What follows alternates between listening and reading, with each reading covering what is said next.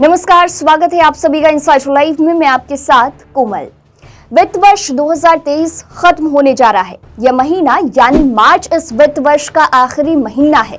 हर sector के लिए यह मंथ बहुत इंपॉर्टेंट होता है। वित्त वर्ष के अंतिम महीने में कई जरूरी काम होते हैं जो आपको निपटाने होते हैं, क्योंकि नए वित्त वर्ष में कई नियमों में बदलाव किया जाता है। हर महीने की शुरुआत की तरह ही अप्रैल में भी कई नए नियम लागू होने जा रहे हैं। 1 अप्रैल से होने जा रहे इन बदलावों के बारे में जानना आपके लिए बेहद जरूरी है। तो इस वीडियो में हम आपको 1 अप्रैल से होने जा रहे ऐसे कुछ बड़े बदलावों के बारे में बताने जा रहे हैं, जिससे सीधे आपकी जेब पर असर पड़ने वाला है। 1 अप्रैल से होने वाले बदलाव में गैस सिलेंडर के दाम, बैंकों की छुट्टियां, आधार पैन लिंक सहित कई चीजें शामिल हैं। इन बदलावों से आपका बजट बिगड़ सकता है, जिसका सीधा असर आपकी रोजमर्रा की जिंदगी पर पड़ेगा। तो चलिए आपको बताते हैं डिटेल में क्या कुछ बदलने वाला है 1 अप्रैल से। सरकारी तेल कंपनियां हर महीने की पहली तारीख को पेट्रोल और डीजल से लेकर गैस सिलेंडर के नए रेट जारी करती है। मार्च में एलपीजी गैस सिलेंडर की कीमत में 50 रुपए तक की बढ़ोतरी की गई थी। इसके साथ ही कमर्शियल सिलेंडर की कीमत में 350 रुपए का इजाफा किया गया था। अगले महीने एक बार फिर से गैस की कीमतों में बदलाव हो सकता है। रिजर्व बैंक ऑफ इंडिया की ओर से अप्रैल 2023 के लिए बैंकों की छुट्टियों की लिस्ट जारी कर दी गई है, जिसके मुताबिक अप्रैल 2023 में कुल 15 दिन बैंक बंद रहने वाले हैं। अगले महीने साप्ताहिक छुट्टियों से लेकर अलग अलग राज्यों में होने वाले त्योहारों के चलते 15 दिन बैंकों की छुट्टियां रहेंगी। अगर बैंक से जुड़ा कोई जरूरी काम आपका है तो उसे जल्द से जल्द निपटा लें। अगर बैंकों की छुट्टियां शुरू हो जाएंगी तो आप ये जरूरी काम नहीं कर पाएंगे। 1 अप्रैल से सिगरेट खरीदना भी महंगा हो जाएगा, क्योंकि बजट में ड्यूटी बढ़ाकर 16% कर दिया गया है। एक्सपर्ट्स की माने तो इस बढ़ोतरी में प्रत्येक सिगरेट पर 7 से 12 पैसों का असर पड़ने वाला है। इसके अलावा यूपीआई से लेन देन भी महंगा हो सकता है।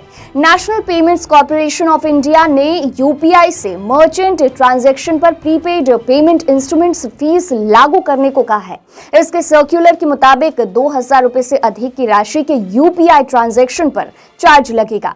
बिजनेस स्टैंडर्ड की रिपोर्ट के मुताबिक प्रीपेड पेमेंट इंस्ट्रूमेंट्स के जरिए यूपीआई पेमेंट पर 1.1% की इंटरचेंज फीस लगेगी। आने वाले नए वित्तीय वर्ष 2023-24 के शुरू होते ही टोल टैक्स के रेट में भी उछाल आने वाला है। अब टोल टैक्स में 4% से लेकर 5.22% तक की बढ़ोतरी की गई है। सरकार अब 1 अप्रैल से नई टैक्स रिजीम के तहत टैक्स पेयर्स को राहत देने जा रही है। बजट 2023 पेश करने के दौरान ही वित्त मंत्री निर्मला सीतारमण ने कहा कि नई कर व्यवस्था के तहत टैक्सेबल इनकम को बढ़ाकर 3 लाख रुपए कर दिया गया है। इसका मतलब ये है कि 3 लाख रुपए तक आय वाले सभी लोगों को इनकम टैक्स नहीं देना होगा। इसके साथ ही अब 7 लाख से कम आय वालों को कोई इनकम टैक्स नहीं देना होगा। हालांकि यह लाभ केवल न्यू टैक्स रिजीम चुनने वाले टैक्स पेयर्स को ही मिलेगा। आपको बता दें कि automobile company Maruti Suzuki India limited, Honda cars, Tata Motors और हीरो मोटोकॉर्प सहित कई कार बनाने वाली कंपनियां 1 अप्रैल से कीमतों में बढ़ोतरी की घोषणा की है। कंपनी ने कहा है कि कीमतों में बढ़ोतरी और नए रेगुलेटरी नियमों को लागू करने के चलते कंपनी की लागत बढ़ी है। अगला महीना सोने की खरीदारी करने वालों के लिए अहम है, क्योंकि उपभोक्ता मंत्रालय 1 अप्रैल से सोने के आभूषणों की बिक्री के नियमों में बदलाव कर रहा है। नए नियम के अनुसार 31 मार्च 2023 के बाद 4 अंकों के हॉलमार्क यूनिक आइडेंटिफिकेशन वाले आभूषणों की बिक्री नहीं की जा सकती है। 1 अप्रैल 2023 से सिर्फ 6 डिजिट वाले हॉलमार्क ज्वेलरी की ही बिक्री हो पाएगी।